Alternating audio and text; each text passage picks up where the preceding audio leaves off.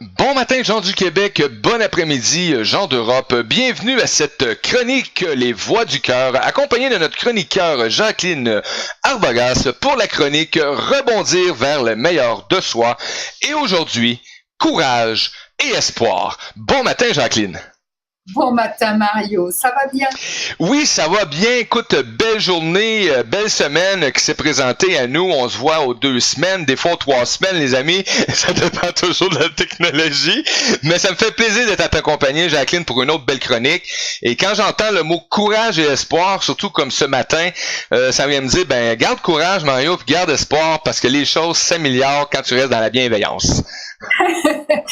Tout à fait. Et pourquoi j'ai choisi ça? Pourquoi j'ai choisi ce thème? En fait, c'est que en une semaine, il y a quelque temps, j'ai reçu, tu sais, par Internet, on reçoit des fichiers audio, vidéo, etc. J'ai reçu 3 fichiers vidéo, dont un de quelqu'un que j'avais déjà vu une fois en vidéo comme ça, Nick Vujicic. Cet homme qui est né sans bras ni jambes. Oui. Et qui fait des conférences partout dans le monde, qui transmet à la fois son optimisme, son espoir, etc. Et puis, quelques temps plus tard, j'ai reçu une vidéo d'un couple de danseurs magnifique, magnifique, vraiment. Elle en fauteuil roulant et lui sans handicap. Et il faisait une danse, écoute, on oubliait qu'elle était dans son fauteuil tellement elle avait du charme, tellement elle avait de la présence, tellement ce qu'elle faisait dans son fauteuil était extraordinaire. Et puis, j'en ai reçu une 3e. Je me dis, il y a un message derrière tout ça. Ça, c'est un couple de danseurs chinois et vraiment tous les deux magnifiques. Elle avec un bras en moins et lui avec une jambe en moins. Et pourtant, il faisait des prouesses extraordinaires. Pas seulement sur un plan technique, parce qu'il y avait aussi la grâce, il y avait le charme, il y avait quelque chose. Et le fait de les recevoir comme ça, coup sur coup, ça m'a fait réfléchir. Je me suis dit, comment ça se fait que l'univers m'envoie ça, comme ça, d'un seul coup, d'un seul. Et il se trouve que parallèlement à ça, puis j'imagine que ça peut vous arriver à tous, à toi Mario, mais à tes auditeurs. Vous savez, des gens qui sont toujours en train de se plaindre, les gens qui voient toujours le verre à moitié vide plutôt qu'à moitié plein, les gens qui regrettent de ne pas pouvoir faire ci, de ne pas pouvoir faire ça, etc. Quand je voyais ces 3 exemples, je me disais, mais réellement, quand on veut quelque chose, même si on a les pires handicaps du monde, on y arrive. Et ce qui m'a confortée, c'est que j'aime bien, je trouve que je suis privilégiée pour ça. Il y a plein de festivals à Montréal l'été, comme il y en a à Québec, comme il y en a dans plein de villes. Mais bon, moi, je suis à Montréal. Et j'ai vu un groupe, j'allais dire, de rappeurs, je ne sais pas comment les nommer, où parmi eux, il y avait une jeune femme avec une jambe en moins, là aussi. Et je ne l'ai pas vue dans une vidéo, je l'ai vue dans la vraie vie, en réalité. Elle était à côté de moi, en face de moi, et ça donne une toute autre dimension, et elle faisait des prouesses acrobatiques extraordinaires. Et je me suis dit, mais comment ces gens ont réussi à faire ça? Au départ, c'est drôle, mais il y a longtemps, puisque c'était au siècle dernier, en 1900 et des brouettes, j'ai lu un livre d'un auteur, d'une personne, Patrick Segal. Patrick Segal a écrit un livre qui s'appelle, je vais être sûre de bien dire les choses, il est paru en 1977, L'homme qui marchait dans sa tête. Et en fait, Patrick Segal, à l'époque, avait fait le tour du monde en fauteuil roulant. Et il a fait des tas de choses, il a fait des parachutes, il a fait du ski, etc. Et c'était une première. On n'en voyait pas beaucoup à l'époque qui cherchaient à dépasser les limites comme ça. Moi, ça m'avait fait marquer à l'époque, mais je pensais que c'était l'exception qui confirme la règle. La personne qui est hors du commun, on va dire. Donc, c'est tout. J'ai mis ça de côté. Puis, il y a eu les Jeux paralympiques. Et là encore, on voit des personnes avec des handicaps qui font des prouesses extraordinaires.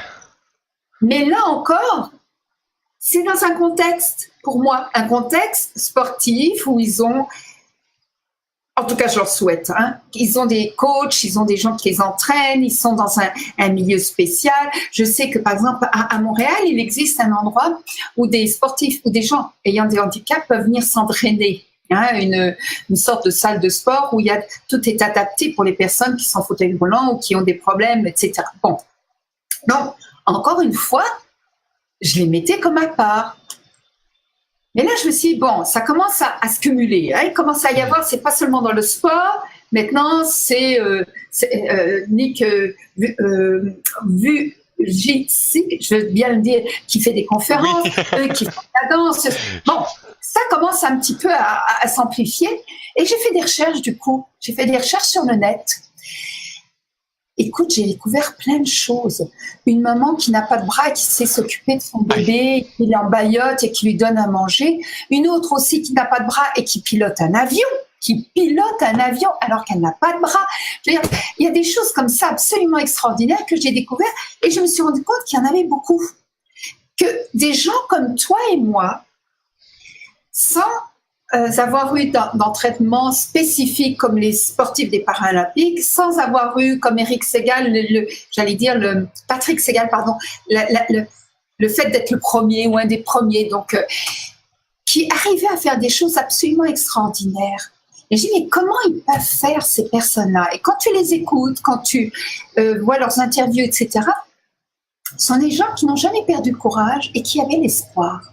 Et c'est pour ça que j'ai appelé ma chronique Courage et espoir. Parce que avoir du courage, être courageux, si on n'espère pas quelque chose, pas sûr que ça serve à grand-chose. Puis avoir de l'espoir, mais pas avoir de courage, on a l'espoir, mais on ne fait rien parce qu'on n'a pas le courage. Non, parce que on sait aussi que le mot courage vient du mot cœur, donc c'est une vertu qui permet de faire face à des peurs, à affronter le danger, la souffrance, la fatigue, et aussi d'avoir le courage, c'est aussi de passer à l'action avec cette vertu-là. Ça prend le cœur aussi pour accompagner le courage. Oui, tout à fait. Ça va de pair pour moi. Et effectivement, ça demande d'avoir de l'espoir parce que tu peux avoir un grand cœur, grand comme ça, et te sentir plein d'idées, plein de... mais si t'as pas d'espoir,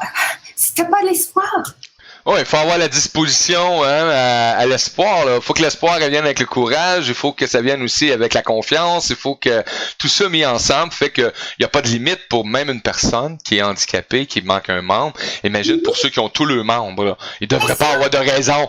Dans toute leur tête, parce qu'il y a des personnes handicapées. Là, je vous parle beaucoup d'handicap physique, mais j'ai vu des personnes handicapées mentales qui faisaient des choses extraordinaires. Et dernièrement, et là, par contre, j'ai oublié de noter, mais je pourrais le retrouver si des auditeurs veulent avoir les références. C'est une personne qui est autiste, d'accord, et qui enseigne aux élèves. Cet homme a réussi, à force d'acharnement, de courage et d'espoir, à passer ses examens de l'éducation nationale en France, à être reçu, et il enseigne aux élèves, et il est reconnu autiste. Et ça encore, je me suis dit, ça y est, une barrière de plus de franchie. Ça y est, on accède à un autre niveau. Et je trouve que ça donne, pas seulement pour les personnes qui font ça, les personnes qui ont, mais ça donne aux autres courage et espoir en se disant, si eux ont été capables de le faire, avec tous les freins, tous les boulets, toutes les choses qui les retenaient, qui pouvaient être des montagnes, nous, on peut y arriver. Et quand j'ai fait mes études en programmation neurolinguistique, PNL, on nous disait que lorsqu'une personne est capable de faire quelque chose, un être humain est capable de faire quelque chose, un autre être humain est capable de le faire. Alors, évidemment, attendons-nous bien, dans des conditions similaires, parce que si j'ai un nain de jardin et puis si j'ai un géant, c'est sûr que les choses ne seront pas tout à fait de la même manière. Mais dans l'esprit, je veux dire, si quelqu'un est capable, je ne sais pas, de faire une longue marche, eh bien, une autre personne pourra la faire avec de l'entraînement ou en prenant des choses proportionnelles à sa taille. Oui, effectivement, on a une... Comment j'allais dire ? On a cette chance en tant qu'être humain de repousser des limites, de pouvoir pousser des limites, de pouvoir s'inspirer des autres, parce que l'être humain est un être d'apprentissage et il concrétise et réalise des choses non seulement en imitant les autres, en reproduisant ce qui a été fait, et ensuite il amène sa touche de créativité, sa touche d'imagination. Mais on ne crée pas à partir de rien. On a besoin d'avoir en nous accumulé des expériences, accumulé des modèles, accumuler des apprentissages pour ensuite ressortir avec notre patte, avec notre personnalité, mais on ne crée pas à partir de rien. Ça n'est pas vrai. Même les hommes des cavernes se sont inspirés de ce qui était autour d'eux. Hein, ils ont peint des animaux, ils ont peint des scènes de chasse. Oui. Donc oui, je veux dire, on ne crée pas à partir de rien. Et à partir de ce principe, je trouve que de voir des personnes qui ont réussi ces exploits, de réussir des choses qui nous paraîtraient impossibles a priori, à première vue, danser alors qu'on n'a qu'une jambe, ça paraît fou. Hein, Nick, dont je vous parlerai plusieurs fois parce que pour moi c'est un modèle, donc pratiquement pas de pieds, pas de jambes et pas de bras. Il a juste, comme il appelle, une aile de poulet à la place de son pied. Puis effectivement, il n'est pas grand. Il doit faire quoi, une cinquantaine de centimètres peut-être? Il est vraiment pas grand sur la table. Quand je l'ai vu en conférence, là, vidéo, là, et c'est assez extraordinaire de voir tout ce qu'il accomplit en plus. Là. Il y a des choses que j'ai même pas osé essayer faire. Il est marié. Il est marié depuis 5 ans et quelques. Il a 2 enfants, 2 garçons, dont un qui doit avoir 3 ans et l'autre 1 an à peu près. Sa femme est magnifique et splendide. Ils forment un merveilleux couple. Il fait des conférences. Il en a fait dans 24 pays différents. Il a touché des milliers de personnes. Et il est capable de, effectivement, d'avoir des interactions. Enfin, je veux dire, il joue au football, il joue, à un moment donné, je le voyais avec une crosse dans un des vidéos. À un autre moment, je le voyais sur un bateau. Il n'a pas de bras, il n'a pas de jambes. Tout ce qu'il veut réaliser, il le réalise. C'est absolument extraordinaire. Mais moi, je suis épatée par cet homme. Et en plus, il ne vient pas d'un milieu social, culturel très... comment je dirais, très favorisé. Oui, ses parents avaient tous les deux une profession, certes, mais quand même, je veux dire, ils roulaient pas sur l'or. C'était des gens qui avaient chacun une profession. Je crois que sa mère était institutrice, si je dis pas de bêtises, enseignante en tout cas, mais je veux dire, ça fait réfléchir, vraiment. Oui, les amis, quand on se lève le matin et qu'on n'a pas le goût de faire de quoi, là, faites juste vous taper une vidéo, une conférence de cet individu-là ou de d'autres personnes et vous allez voir que vous allez vous lever assez vite et passer à l'action. Mais exactement. Oh, je me souviens encore d'une autre vidéo que j'ai vue. C'est un jeune Chinois qui joue au ping-pong. OK. Simplement, il n'a pas de bras. Et il joue au ping-pong. Ça paraît invraisemblable quand on le dit comme ça, mais je vous assure que c'est vrai. Donc, je veux dire, on dit le ciel est la limite, sky is the limit, mais je pense que c'est ça, l'être humain a cette chance extraordinaire de toujours repousser les limites, de toujours pouvoir aller plus loin. Pour ça, il a besoin de courage et d'espoir. Et je vous invite vraiment, à vous qui nous écoutez, à regarder autour de vous et à voir un petit peu toutes ces actions qui... Bon, nous, on vous a cité les plus spectaculaires, évidemment, bien sûr, parce que c'est ce qui m'a frappée. C'est par là que j'ai commencé à y réfléchir, donc je voulais partager. Mais je me dis, il y en a plein autour de nous. Vous savez, j'observe les enfants. J'ai été longtemps dans comment on appelle ça, une CMP, consultation médico-psychologique, et j'étais en infanto-juvénile. Donc, j'avais les enfants de 18 mois à peu près jusqu'à 18 ans qui venaient là. J'ai souvent été frappée par ces petits bouts de chou-là qui essayaient de faire quelque chose, mettre un cube dans un trou, se tenir debout, grimper quelque chose, qui recommençaient 10 fois, 20 fois, 30 fois avant d'y arriver. Alors, je ne dis pas qu'ils les faisaient les 20 fois d'affilée, d'une séance à l'autre. Ils essayaient, puis à bout d'un moment, ils y arrivaient, puis ils étaient tellement contents, tellement fiers d'eux, tellement heureux. Et après, ils éclataient de rire et puis ils recommençaient, puis il fallait le faire plein de fois à la suite parce qu'ils avaient gagné quelque chose.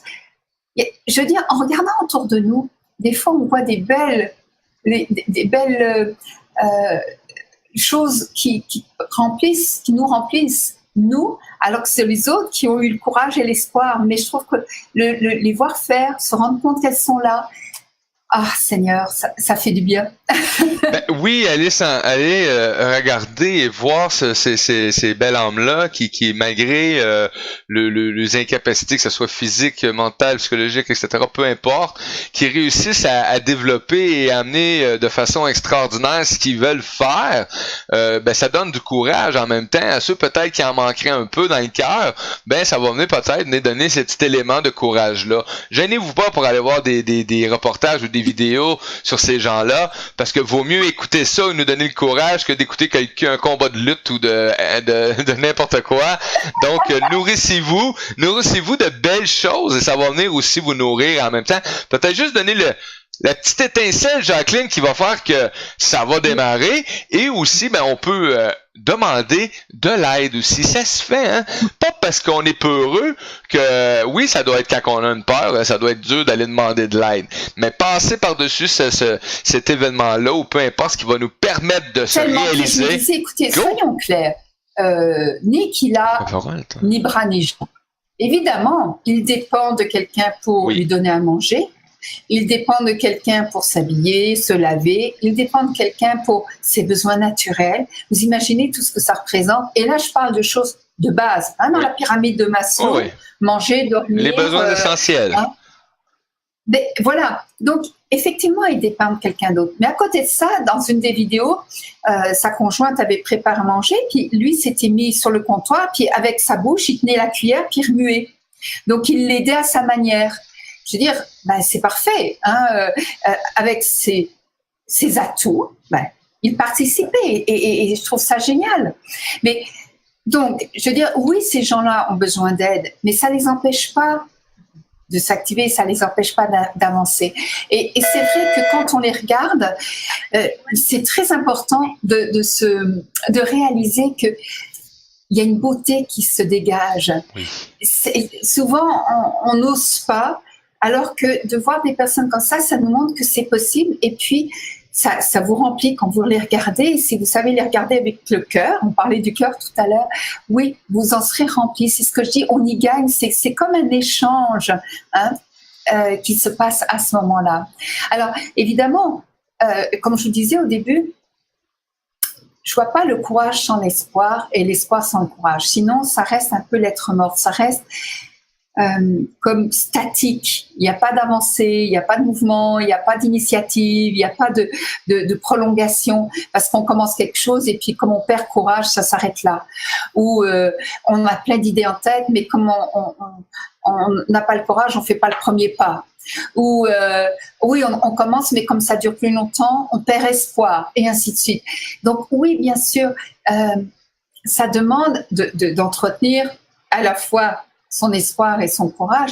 Mais effectivement, Mario, tu as cité tout à l'heure de la confiance en soi et moi, je rajoute de la motivation. C'est pour ça que dans les chroniques que j'ai programmées avec toi, qu'on va faire au fur et à mesure, puis il y en a qu'on a déjà fait, oui, j'ai parlé de la motivation, ou je vais en parler, je ne sais plus dans quelle heure, c'est toi qui le diras, et je vais parler de la confiance en soi parce que effectivement, c'est important de se donner des atouts.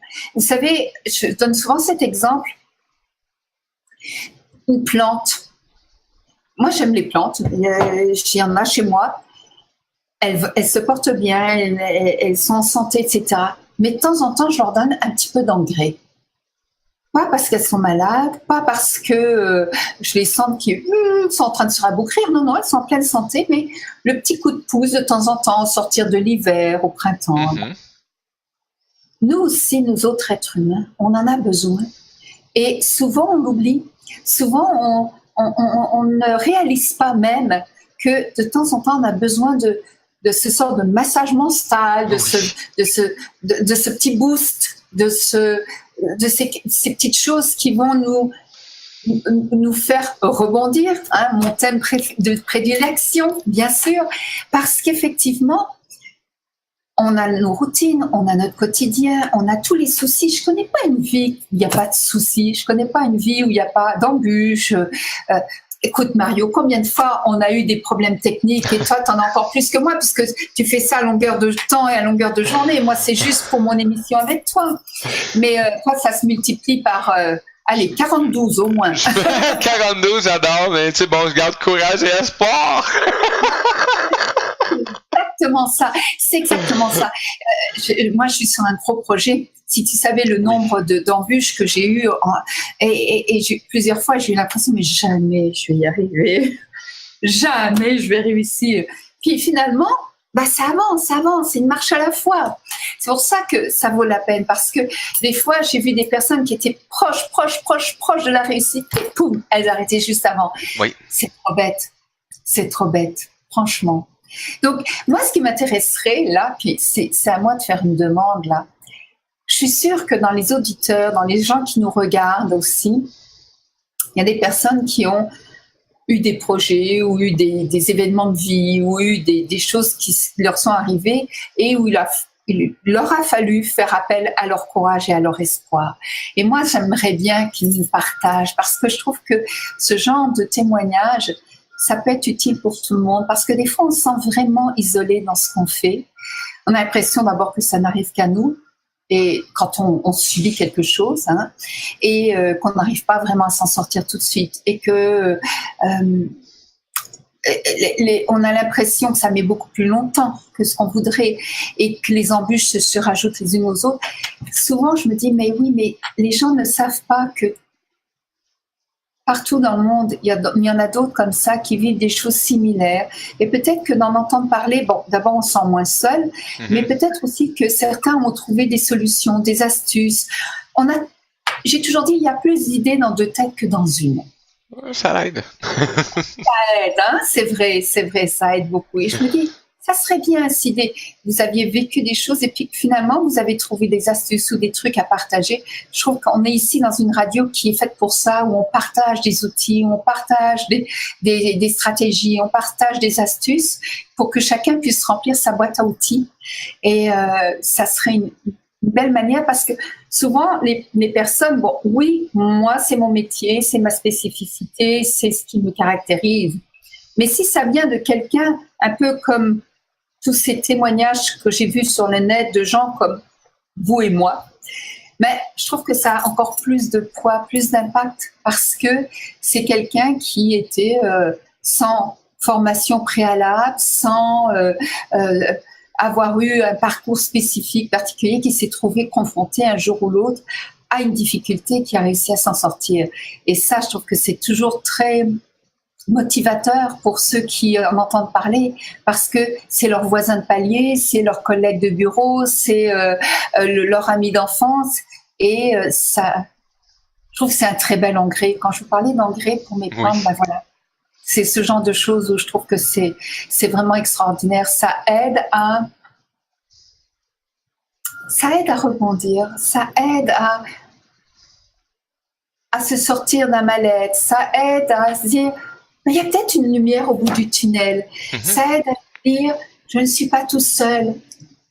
Et effectivement, je le dis à chaque fois, mais c'est tellement mon cheval de bataille, donnez-vous des outils. Donnez-vous, parce que plus vous serez outillés, mieux vous arriverez à vous en sortir, mieux les choses vous paraîtront plus simples, pas forcément plus faciles, mais vous arriverez au bout. Et c'est pour ça que j'ai fait le programme Rebondir, c'est pour ça que j'ai mis cette formation en ligne, parce que on a besoin d'outils. Je ne connais pas une personne qui bricole qui n'a pas d'outils. Non. Elle s'en crée même à la limite, parce qu'à force, elle voit qu'il lui faut des choses plus adaptées, etc. Et c'est normal. Ben nous autres êtres humains, c'est la même chose. On en a besoin. Et je trouve que ça vaut la peine de se faire ce cadeau. Ça vaut la peine d'y réfléchir et de se dire de quoi j'aurais besoin? Qu'est-ce qui m'aiderait? Pourquoi cette fois-ci, moi, je suis plutôt dans un down, je suis plutôt dans un creux, j'ai moins de motivation, j'ai moins de courage, ou je perds espoir. De quoi j'aurais besoin pour m'en sortir? Et ça peut être un bon moyen d'aller trouver ce dont vous avez besoin. Donc voilà, mais je voudrais vous dire une dernière chose, parce que je m'étais mis des petites notes. nos émissions. On a beaucoup parlé de la résilience. Au niveau physique, la résilience, c'est la capacité des sous-marins à résister à la pression d'eau. Quand plus ils descendent au fond de l'eau, plus la pression de l'eau augmente. Et donc, la résilience, c'est leur capacité de résistance. Donc, il y a des sous-marins qui peuvent résister jusqu'à 100 mètres sous l'eau, de 200 mètres, de 300 mètres, suivant leur résilience. Et Boris Cyrulnik a parlé de la résilience au niveau psychologique. Il s'est rendu compte, en étudiant, il a quand même été dans des endroits comme, par exemple, le Liban, après qu'il y ait eu, entre 84 et 94, il y a eu la guerre au Liban et les musulmans contre les chrétiens. Pour nous qui sommes ici à Québec, c'est un peu comme si les Anglais se battaient contre les Français à Montréal, en gros, parce que le Liban est un grand. Et ça pendant 10 ans. Donc, vous pensez bien que de chaque côté, il y a eu des gens qui ont été touchés, qui ont perdu des personnes proches, qui ont eu des gens qui ont été blessés, handicapés, etc., qui ont perdu des biens. Il y avait des bombes, il y avait des tirs de mortier, il y avait tout ce qu'on veut comme dans une guerre. Donc, des moments sans eau, sans électricité, sans nourriture, sans médicaments. Enfin, pendant 10 ans, on imagine tout ce qu'ils ont vécu. Et Boris Cyrulnik s'est beaucoup intéressé aux enfants. Il avait vécu ça, et il s'est rendu compte qu'il y avait 2 sortes d'enfants. Des enfants qu'il appelait victimes et des enfants qu'il appelait résilients. Et quand je vous parlais d'engrais, je vous entendiez bien ça, c'est qu'il s'est rendu compte que pourtant ces enfants avaient tous vécu la même chose. Ils avaient vécu les bombardements, ils avaient vécu la guerre, ils avaient vécu le fait d'aller dans les caves, etc. Ils étaient tous logés à la même enseigne, on va dire. Mais certains, les parents, quand ils étaient dans les caves, eh bien, étaient là à dire comment on va faire, comment on va s'en sortir, et puis on a perdu notre maison, puis on a un tel qui est mort, et puis l'autre est blessé, qu'est-ce qu'on va devenir? Puis dans les autres cas, les parents en profitaient pour lire des histoires, pour chanter des chansons, pour prendre soin des uns et des autres, etc. Donc, dans un cas, vous aviez des gens qui avaient du courage et de l'espoir, alors que dans l'autre, vous aviez des gens qui étaient résignés, qui avaient peur, qui étaient angoissés. Eh bien, les enfants en ont eu les retombées, puisque ceux qui s'en sortaient le mieux étaient ceux dont les parents avaient entretenu courage et espoir, et ils étaient résilients, ces enfants. Ils s'en sortaient mieux, ils arrivaient mieux à survivre à cette pression continuelle qui étaient les circonstances dues à la guerre. Et il en a fait toute une étude, et il a écrit là-dessus, et vraiment, c'est vraiment impressionnant. Alors que de l'autre côté, mais c'était des enfants qui s'étaient victimes et qui se victimisaient. Donc, je veux dire, ce sont des gens qui ont vécu la même chose. Donc, c'est vraiment une attitude psychique qui faisait la différence, d'accord? Et ça a une différence sur le moment même, mais c'est une différence aussi sur la durée, parce que ils ont développé, ces parents, chez leurs enfants, une résilience qui était beaucoup plus importante, qui était beaucoup plus dans la durée que les autres qui ne pensaient qu'à se plaindre et à redouter la moindre des choses. Je veux dire, à un moment donné, on ne peut pas se battre contre certains éléments, on n'a pas le contrôle sur tout, mais par contre, notre état d'esprit va faire la différence. Et c'est pour ça que j'invite tous ceux qui nous écoutent aujourd'hui, tous ceux qui nous regardent, à vraiment se lever le matin en ayant courage et espoir, parce que ce sont vraiment des choses qui sont porteuses. Ça vaut la peine. Ça vaut vraiment la peine de l'entretenir, de s'en faire une sorte de routine matinale. Oui, j'ai l'espoir que je vais avoir une belle journée, et puis j'ai le courage de bien la passer et de l'attaquer, de faire ce qu'il faut, surtout pour que ce soit une bonne journée, et de voir mon verre à moitié plein et de me dire que ça va aller, et que si ça ne marche pas, j'aurai le courage de demander l'aide, j'aurai le courage de chercher autre chose, j'aurai le courage de m'attaquer au problème plutôt que de laisser tomber. Et oui, bien sûr que ça va avoir des conséquences. Rebondir vers le meilleur de soi-même. C'est pas merveilleux? Jacqueline, les bons outils, des outils de courage pour aller chercher ce courage-là, cet espoir-là, on l'a mentionné, tu l'as mentionné aussi, on peut aller chercher de l'aide, on peut aller consulter aussi des gens qui font des formations ou des ateliers, et donc le rebondir vers le meilleur de soi, c'est quelque chose aussi qui se met en place dans cette façon-là, car parce que si vous suivez toutes les émissions, vous allez voir que toutes les émissions, les thèmes sont vraiment vers retourner vers le meilleur de soi, et avancer avec ce courage, espoir, bienveillance, des bons mots, Jacqueline, des bonnes valeurs à mettre en pratique dans chaque âme pour amener cet avancement-là dans l'harmonie. Bien sûr. Dans notre harmonie. Bien sûr, puis dans notre cohérence. Et c'est vraiment parce que ça m'a frappé le fait d'avoir ces 3 vidéos la même semaine. Je me dis, mais ça m'a fait réfléchir, vraiment. Puis c'est pas pour rien, je trouve que les choses nous arrivent et savoir en tirer quelque chose qui soit constructif, plein, riche, aussi bien pour moi que pour les autres, je trouve ça génial. C'est merveilleux. C'est merveilleux. Jacqueline, pour les gens qui nous écoutent, qui sont en train de nous écouter, qui vont nous réécouter, on peut te rejoindre sur ton site web pour avoir tout le programme de Rebondir aussi que tu as mis en place. On peut avoir toutes les informations, tout ce qui s'en vient avec toi aussi. C'est vraiment extraordinaire. Vive la technologie pour ça et vive aussi le contact humain après de s'avoir servi de cette belle technologie web-là, de retourner aussi aux sources et à la nature avec les amis et les gens en personne et développer aussi ces attitudes-là. Le courage, l'espoir, c'est vraiment quelque chose d'extraordinaire. Jacqueline Arbogast, une autre excellente chronique. Merci. C'était Mario Marchand avec Jacqueline Arbogast pour la chronique à l'émission Les Voix du Cœur. On se revoit dans 1 semaine, 2 semaines. Suivez la programmation. On va être à jour très bientôt. Et on garde espoir pour tout ce qu'on met en place, même la technologie. Merci Jacqueline. Bye bye.